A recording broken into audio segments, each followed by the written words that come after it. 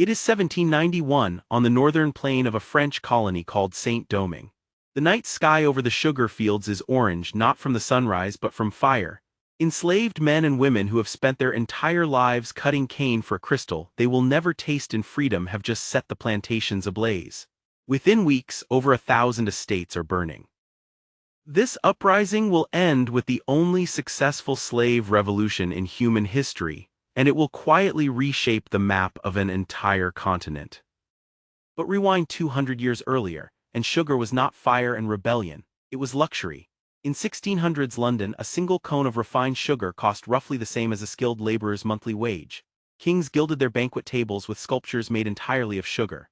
And yet today the average person on Earth eats more sugar in 2 weeks than a European aristocrat consumed in an entire year. Think about that for a second. A substance once reserved for royalty is now so cheap it is poured into almost everything we eat, and the price of that transformation was paid in blood. That was the 1790s, but the story does not start there. So how did a plant that once grew wild on a handful of Pacific islands end up toppling economies, fueling revolutions, and reshaping the genetic and cultural map of 3 continents? To answer that, we have to go back almost 10,000 years, long before empires, long before ships, to a jungle in New Guinea. About 8,000 years ago, the people of New Guinea began cultivating a tall, fibrous grass with a sweet, fibrous core. They chewed it raw, sucking out the juice for its burst of pure sweetness in a world with almost no other concentrated sugar source. From New Guinea, sugarcane slowly migrated along trade routes into Southeast Asia and India, where sometime around 350 BCE, someone made a discovery that would change the substance forever. By boiling the cane juice down, they could crystallize it into a solid, storable, transportable form. The Sanskrit word for these crystals was sarkara. The Persians would later call it shakar, the Arabs sukkar.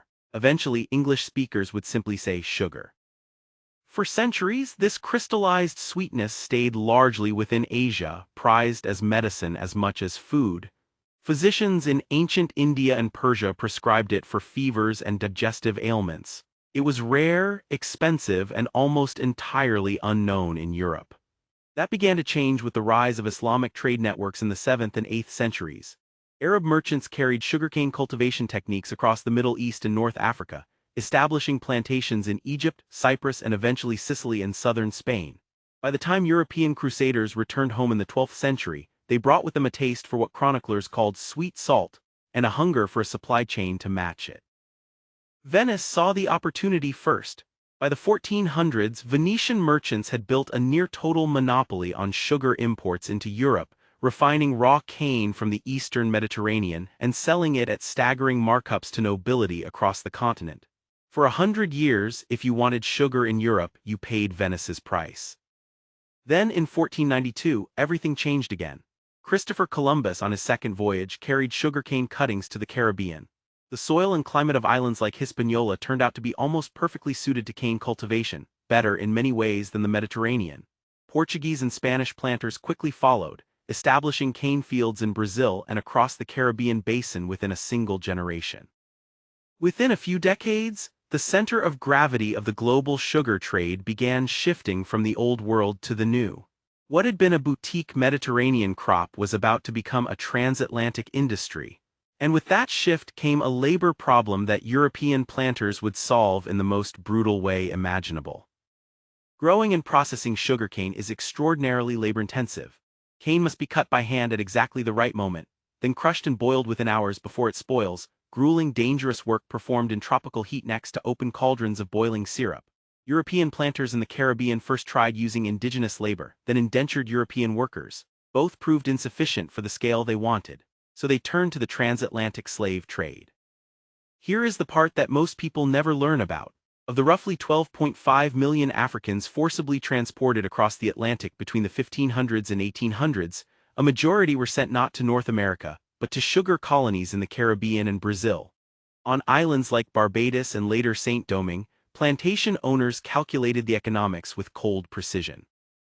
Life expectancy for an enslaved worker on a sugar plantation could be as short as 7 years after arrival. 7 years. It was often cheaper to work someone to death and purchase a replacement than to keep them alive long-term. That is the arithmetic that built the sugar bowls of Europe. By the late 1700s, Saint-Domingue, modern-day Haiti, had become the single most profitable colony on Earth, producing nearly half of all the sugar and coffee consumed in Europe. It ran almost entirely on the forced labor of 500,000 enslaved people, controlled by a tiny population of French planters.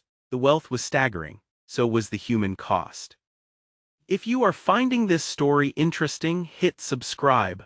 We cover stories like this every week, uncovering the hidden history behind the everyday things around you, and you will not want to miss what is coming next.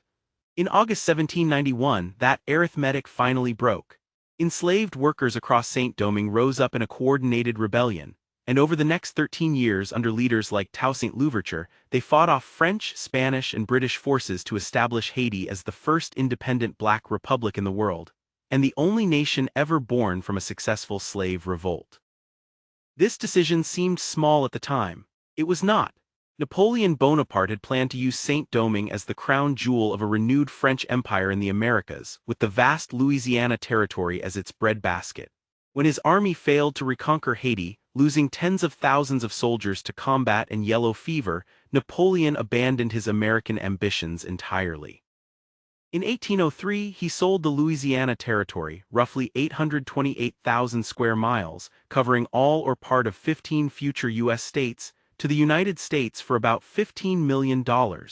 A slave revolution over sugar fields in the Caribbean had just doubled the size of the United States. Think about that for a second. Through the 1800s and into the 1900s, sugar completed its transformation from luxury to mass commodity. The invention of beet sugar processing in continental Europe, developed partly as a response to British naval blockades during the Napoleonic Wars that cut the continent off from Caribbean cane, broke the tropical monopoly for good. Suddenly sugar could be grown in temperate fields in France and Germany, not just tropical plantations worked by enslaved labor. Steam-powered refineries and expanding rail networks meant sugar could be processed and distributed faster and cheaper than ever before.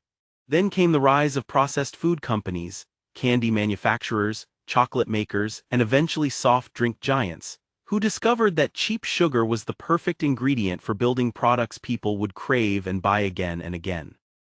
What was once a rare treat reserved for kings became, quite literally, an industrial input, measured not in ounces but in millions of tons. Here is the part that should make you angry.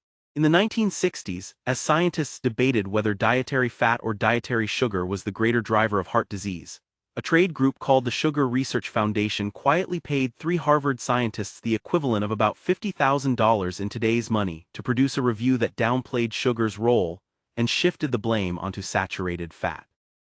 That review was published in the New England Journal of Medicine in 1967 without any disclosure of the sugar industry's funding.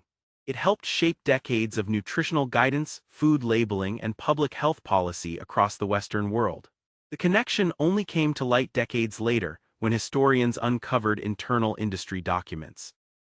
For 50 years, an entire generation ate according to advice quietly engineered by the very industry it was supposed to regulate. Today, the world produces and consumes roughly 180 million metric tons of sugar every year.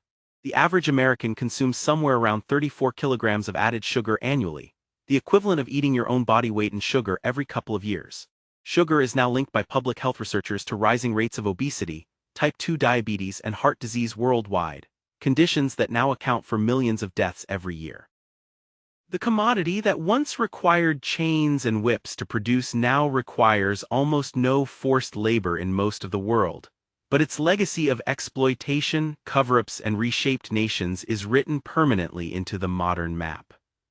So the next time you stir a spoonful of sugar into your coffee, or unwrap a piece of candy without a second thought, remember what that crystal actually represents: 10,000 years of human migration, a Venetian trading monopoly, 12 million forced voyages across an ocean, a slave revolution that doubled the size of a nation, and a corporate cover-up that shaped what an entire world believed about its own health. That is the legacy of sugar. It is in your kitchen right now. If this story surprised you, hit subscribe and drop a comment telling us which everyday object you want us to dig into next. There is always more hiding behind the ordinary than we think.